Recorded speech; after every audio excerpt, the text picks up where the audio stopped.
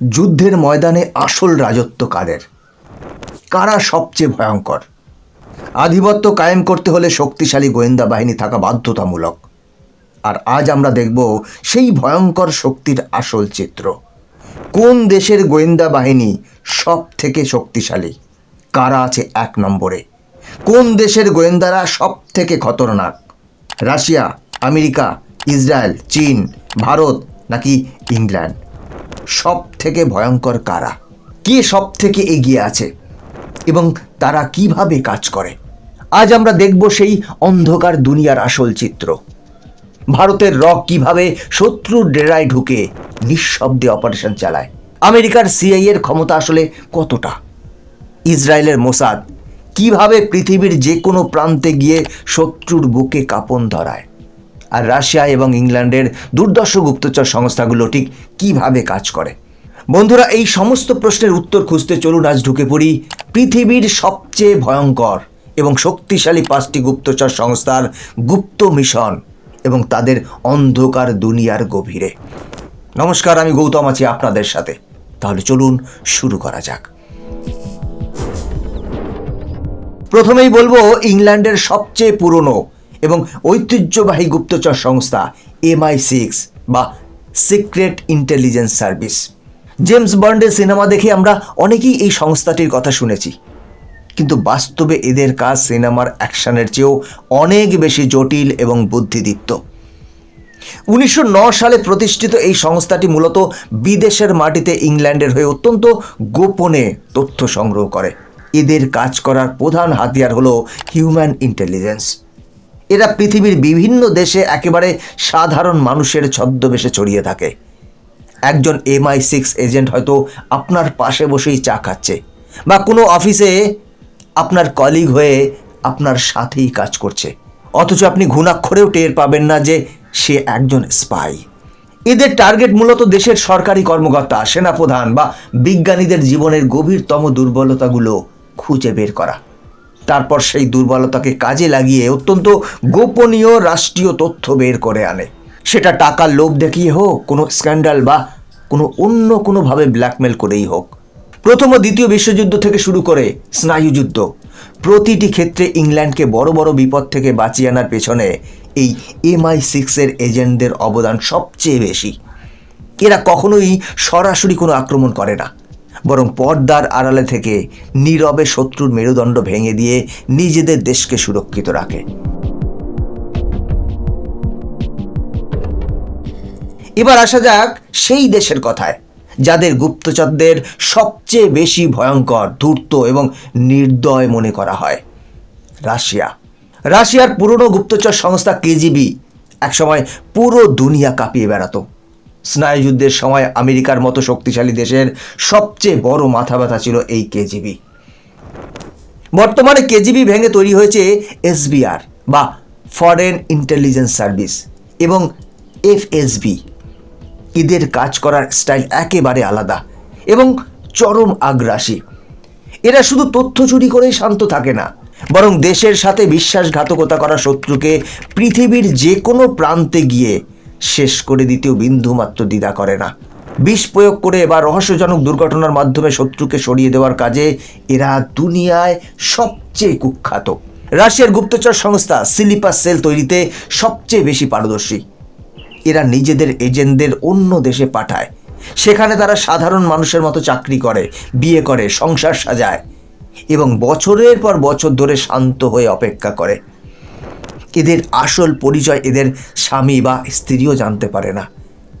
এরপর যখনই মস্কো থেকে কোনো নির্দেশ আসে, তখন তারা ভয়ঙ্কর ধ্বংসাত্মক রূপ ধারণ করে। তাছাড়া বর্তমানে সাইবার স্পাইং বা অত্যাধুনিক হ্যাকিংয়ের মাধ্যমে তথ্য চুরিতে রাশিয়ার গুপ্তচররা দুনিয়ার সেরা। বলা হয় এরা এতটাই গভীরে গিয়ে কাজ করে যে শত্রুপক্ষ টেরও পায় না কখন তাদের সব গোপন সামরিক নকশা রাশিয়ার সার্ভারে পৌঁছে গেছে।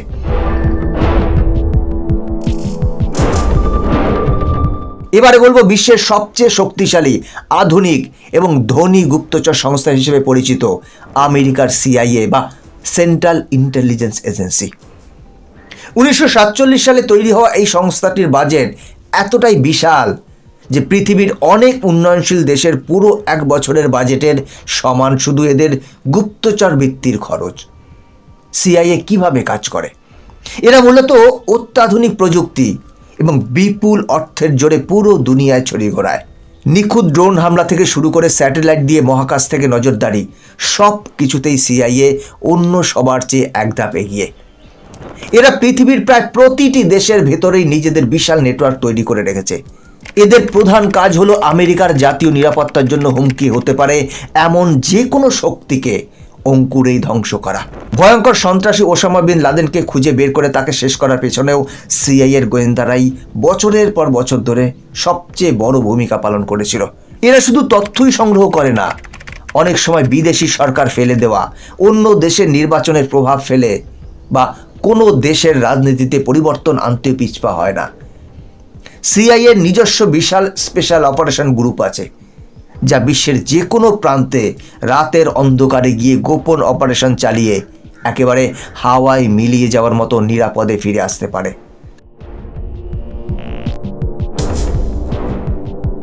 এবার আমরা কথা বলবো বিশ্বের অন্যতম সেরা এবং নিখুঁত গুপ্তচর সংস্থা ভারতের র বা রিসার্চ অ্যান্ড অ্যানালিসিস উইং নিয়ে। 1968 সালে চীন এবং পাকিস্তানের সাথে অপ্রত্যাশিত যুদ্ধের পর ভারত সরকার গভীরভাবে বুঝতে পারে যে দেশের বাইরে শত্রুরা কী ছক কষছে তার আগাম নিখুঁত খবর রাখা অত্যন্ত জরুরি। আর এই প্রয়োজনীয়তা থেকেই জন্ম হয় রয়ের। র কীভাবে কাজ করে? এদের প্রধান লক্ষ্য হলো ভারতের প্রতিবেশী দেশগুলোর উপর কড়া নজর রাখা, বিশেষ করে পাকিস্তান এবং চীনের প্রতিটি রাজনৈতিক এবং সামরিক পদক্ষেপের উপর। রয়ের এজেন্টরা সাধারণত খুব নীরবে এবং মাটির কাছাকাছি থেকে কাজ করতে পছন্দ করে। এরা নিজেদের পরিচয় এতটাই গোপন রাখে যে একজন র এজেন্টের নিজের পরিবারও জীবনের শেষ দিন পর্যন্ত জানতে পারে না সে আসলে দেশের জন্য কি বিশাল কাজ করে যাচ্ছে। 1971 সালে বাংলাদেশের মুক্তিযুদ্ধের সময় র অত্যন্ত গুরুত্বপূর্ণ ভূমিকা পালন করেছিল। তারা মুক্তি বাহিনীকে গোপন তথ্য, অস্ত্র এবং ট্রেনিং দিয়ে সাহায্য করেছিল, যার ফলে পাকিস্তান 2 টুকরো হয়ে বাংলাদেশ তৈরি হয়। এছাড়া 1975 সালে সিকিমকে ভারতের অন্তর্ভুক্ত করার পেছনেও রয়ের অসাধারণ মাস্টার মাইন্ড কাজ করেছিল। ভারতের বাইরে থাকা বিভিন্ন সন্ত্রাসবাদী সংগঠন যারা ভারতের ক্ষতি করতে চায় তাদের পরিকল্পনা বাস্তবায়িত হওয়ার আগে থেকেই নষ্ট করে দেওয়া রয়ের প্রতিদিনের কাজ। আপনারা শুনে থাকবেন যে পাকিস্তানে মাঝে মাঝে কিছু জঙ্গির হঠাৎ আত্মতায়ীর গুলিতে মৃত্যু হয়। পাকিস্তানের সরকার দাবি করে যে এগুলো ভারতের রয়ের কাজ, কিন্তু ভারত সব সময় বলে আসছে যে এই ধরনের কাজের সাথে ভারত কোনো রকম যুক্ত নয়। র বারবার প্রমাণ করে দিয়েছে যে সব সময় গোলাগুলি বা অস্ত্র দিয়ে নয়, বরং প্রখর বুদ্ধি এবং সঠিক আগাম তথ্য দিয়েও বড় বড় যুদ্ধ জেতা যায়।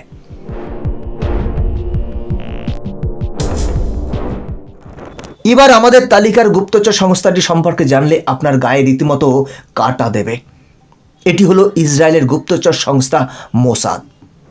মোসাদের কাজ করার ধরন এবং মূল মন্ত্র হলো, যে আমাদের ক্ষতি করবে আমরা পৃথিবীর যে কোনো প্রান্তে গিয়ে তাকে শেষ করে আসব।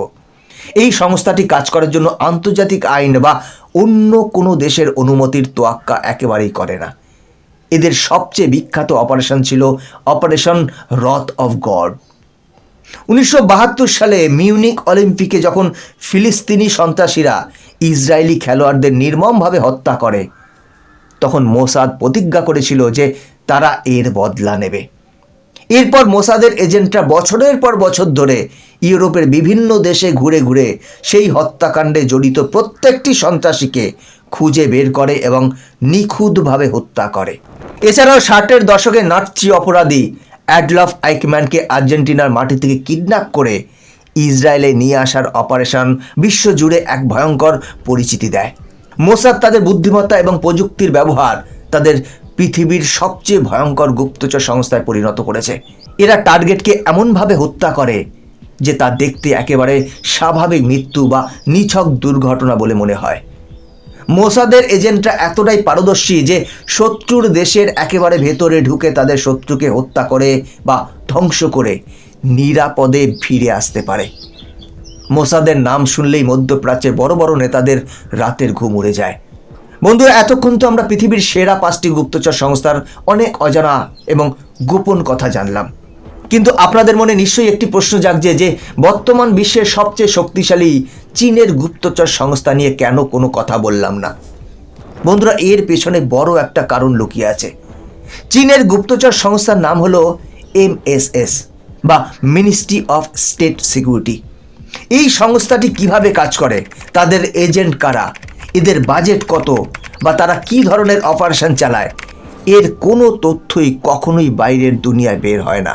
চীনের ইন্টারনেট, মিডিয়া এবং সোশ্যাল লাইফ এতটাই কড়া এবং সরকারি নিয়ন্ত্রণে থাকে যে MSS এর কোনো গোপন তথ্য বা অপারেশনের খবর ভুল করেও কখনো ফাঁস হয় না। অন্যান্য দেশের গুপ্তচরদের যেমন ধরা পড়ার খবর মাঝে মাঝেই শোনা যায় বা তাদের অপারেশন নিয়ে বিভিন্ন বই লেখা হয়, চীনের ক্ষেত্রে তেমনটা একেবারেই ঘটে না।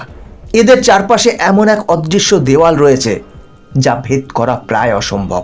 তবে বিভিন্ন রিপোর্টে অনুমান করা হয় যে এরা মূলত বাণিজ্যিক গুপ্তচর বৃত্তি বা উন্নত দেশগুলোর সামরিক ও প্রযুক্তিগত নকশা চুরিতে সবচেয়ে বেশি পারদর্শী।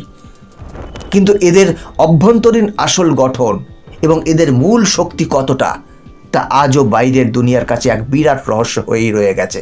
তো বন্ধুরা, এই ছিল পৃথিবীর সেরা 5টি গুপ্তচর সংস্থার কাজ করার ধরন এবং তাদের কিছু হাড়হিম করা গোপন তথ্য। এর মধ্যে কোন গুপ্তচর সংস্থার কাজের স্টাইল এবং বুদ্ধি আপনার কাছে সবচেয়ে বেশি দুর্ধর্ষ এবং রোমাঞ্চকর বলে মনে হয়? আপনার মতে কি 1 নম্বরে আছে? আপনার মতামত কমেন্ট করে জানাবেন। দেখা হচ্ছে পরের ভিডিওতে নতুন কোনো অজানা গল্পের সাথে। ততক্ষণ ভালো থাকবেন, সাথে থাকবেন।